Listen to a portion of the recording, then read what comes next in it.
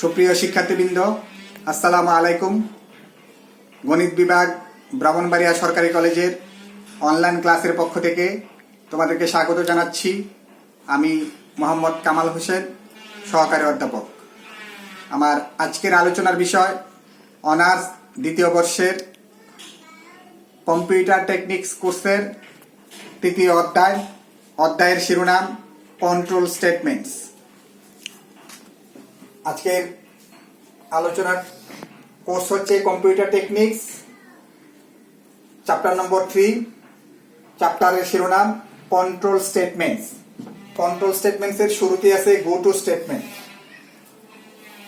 যখন আমরা কোনো নির্দিষ্ট সমস্যা সমাধান করার জন্য কোনো ফরওয়ার্ড প্রোগ্রাম ডিজাইন করি, তখন কম্পিউটারের নিয়ন্ত্রণকে এক স্টেটমেন্ট থেকে অন্য স্টেটমেন্টে স্থানান্তর করতে হয়।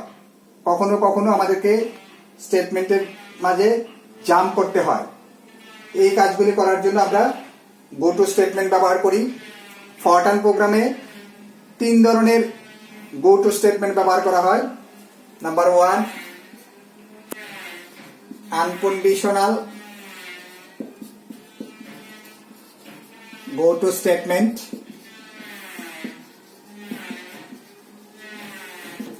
Number 2, computed go to statement. Number 3, assign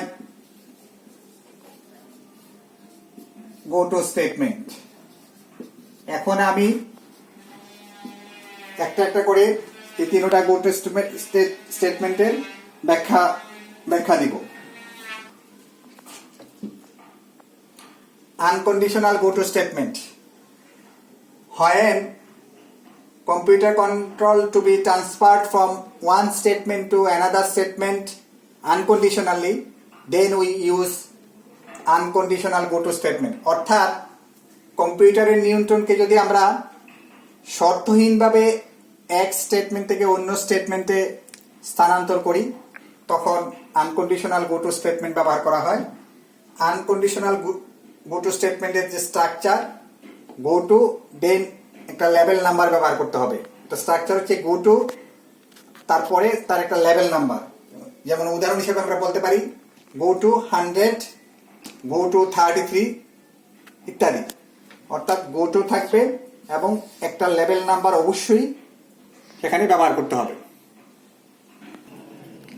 computed go to statement: when in a program only one statement will be executed from a group of statements, then we use computed go to statement. অর্থাৎ যখন প্রোগ্রামের মধ্যে একগুচ্ছ statement থেকে শুধুমাত্র একটা স্টেটমেন্টকে কার্যকরী করতে হয়, তখন আমরা গো টু স্টেটমেন্ট ব্যবহার করি এবং তার স্ট্রাকচার হচ্ছে go to L1, L2, L3 up to Ln, তারপরে এক্সপ্রেশন। এখানে L1, L2, L3 এগুলো হচ্ছে লেভেল নাম্বার, আর এক্সপ্রেশনটা অবশ্যই ইন্টিজারের হবে। আমি একটা উদাহরণ দিয়ে ব্যাখ্যা করতেছি। Computed go to statement, go to, তারপরে ব্র্যাকেটে ফার্স্ট ব্র্যাকেটের ভিতরে থাকবে লেভেল নাম্বারগুলি। এখানে আমি লেভেল নাম্বারগুলি ইউজ করছি 10, 20, 30, 40, আর এক্সপ্রেশনের নাম হচ্ছে আমাদের মেম্বার্স। অর্থাৎ এখানে একগুচ্ছ লেভেল নাম্বারস আছে এবং 4টা লেভেল নাম্বারস আছে এখানে। সেখান থেকে হয় 10 কার্যকর হবে, অথবা 20 বা 20 কার্যকর হবে, আইদার 30 কার্যকর হবে আর 40 কার্যকর হবে। কিসের উপর ভিত্তি করে? এই এক্সপ্রেশনের ভ্যালুর উপর ভিত্তি করে। অর্থাৎ এক্সপ্রেশনের ভ্যালু যদি 1 হয় তাহলে ফার্স্ট 1, যদি এটার ভ্যালু 2 হয় সেকেন্ড 1, যদি এটার ভ্যালু 3rd হয় তাহলে থার্ড 1, এভাবে যদি ভ্যালু 4 হয় তাহলে চতুর্থ নাম্বার।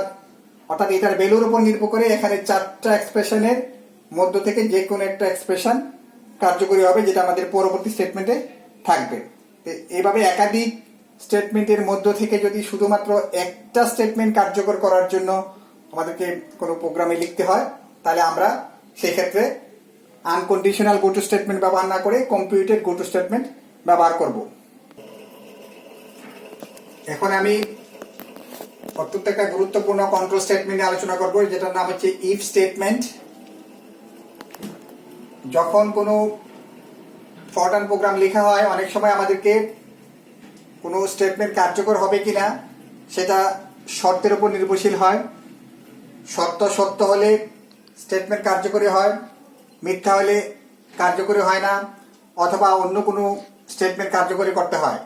এই ধরনের ক্ষেত্রে আমরা ইফ স্টেটমেন্ট ব্যবহার করি। অর্থাৎ কোনো স্টেটমেন্ট যদি শর্ত সাপেক্ষে কার্যকর করার প্রয়োজন হয়, সেক্ষেত্রে আমরা ইফ স্টেটমেন্ট ব্যবহার করি। ফরট্রান প্রোগ্রামে সাধারণত 3 ধরনের ইফ স্টেটমেন্ট ব্যবহার করা হয়। Number 1, arithmetic if statement,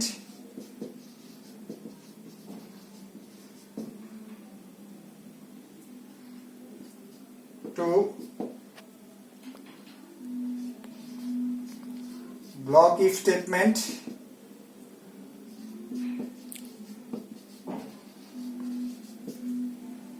three,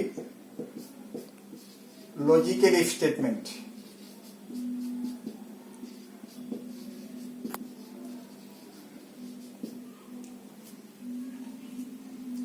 ধরনের ইফ স্টেটমেন্ট ব্যবহার করি।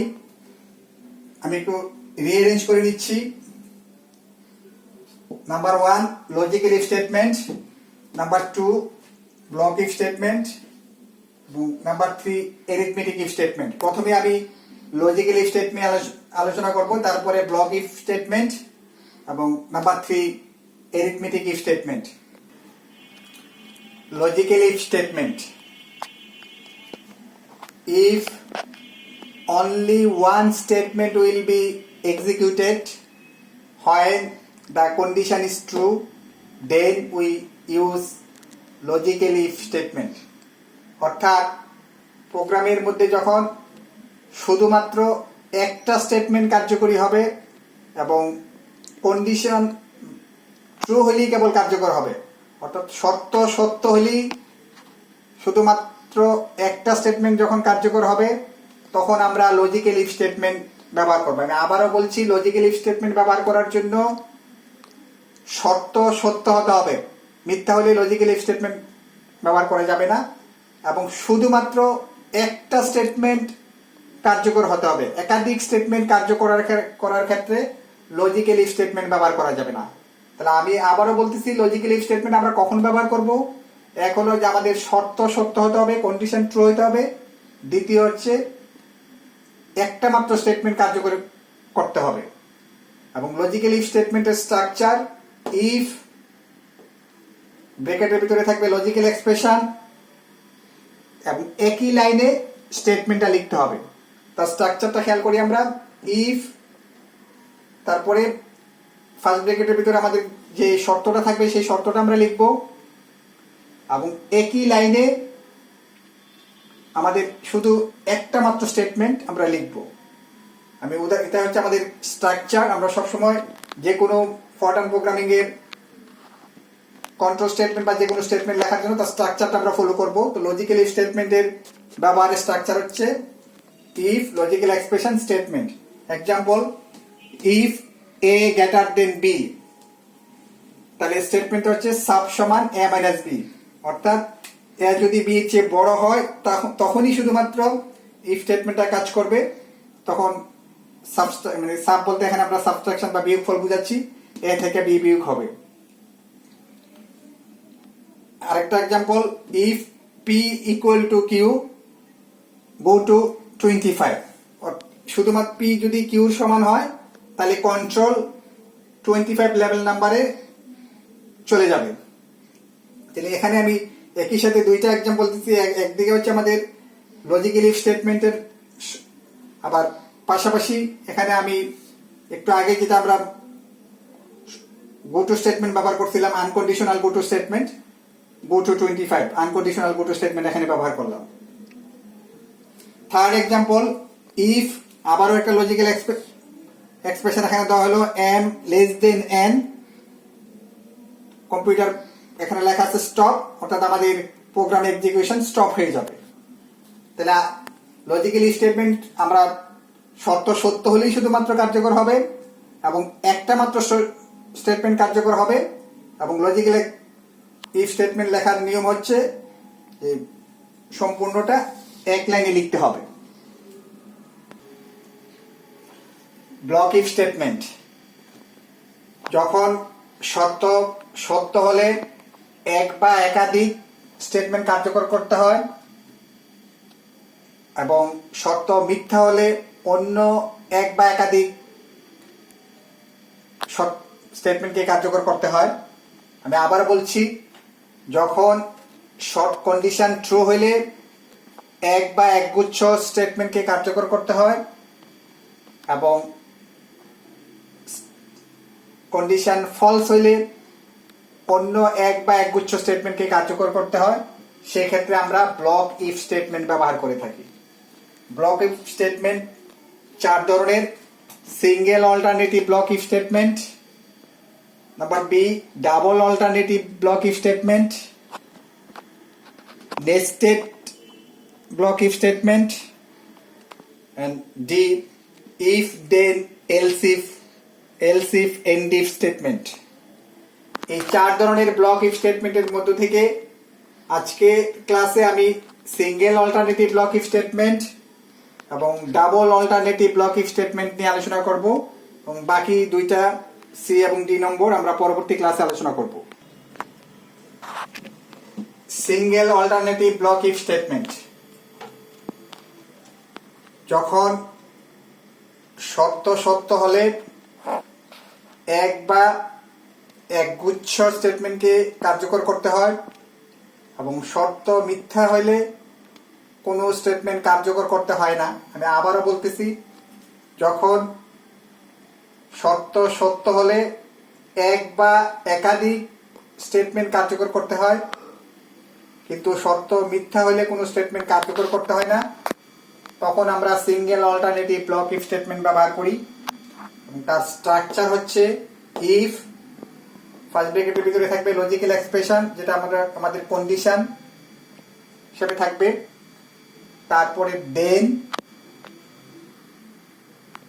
আমরা যদি একটা স্টেটমেন্ট কার্যকর করতে হয় তাহলে একটা স্টেটমেন্ট লিখবো, যদি দুইটা হয় তাহলে দুইটা, বা তিনটা হলে তিনটা, বা তারও বেশি হলে এখানে স্টেটমেন্টস একটাও হতে পারে, দুইটা হতে পারে, বা তারও বেশি হতে পারে। যে কয়টা স্টেটমেন্ট আমাদের এই শর্তের উপর নির্ভর করে কার্যকর করতে হবে, স্টেটমেন্টগুলি আমরা পরপর 1, 2, 3 এভাবে লিখে যাব। সর্বশেষ স্টেটমেন্টগুলি লেখা শেষ হলে আমাদেরকে এন্ড ইফ ব্যবহার করতে হবে। আমাদের স্ট্রাকচারটা শুরু হবে ইফ দিয়ে এবং শেষ হবে এন্ড ইফ দিয়ে। আমি একটা এক্সাম্পল দিচ্ছি। এই স্ট্রাকচার মেনে ইফ, তারপরে আমাদের ব্র্যাকেটের ভিতরে থাকার কথা লজিক্যাল এক্সপ্রেশন। এখানে লজিক্যাল এক্সপ্রেশন হচ্ছে ডি গ্রেটার ইকুয়াল টু 0.0, অর্থাৎ ডি এর মান যদি 0 বা 0-এর চেয়ে বড় হয়, 0-এর সমান ইকুয়াল আর গ্রেটার দেন বড়, তাহলে ডি এর মান যদি গ্রেটার ইকুয়াল 0 হয়, তারপরে আমাদের দেন লিখতে হবে। দেন তারপরে রুট 1 এর মান আসবে, আমি এখানে লিখলাম -b plus square root of D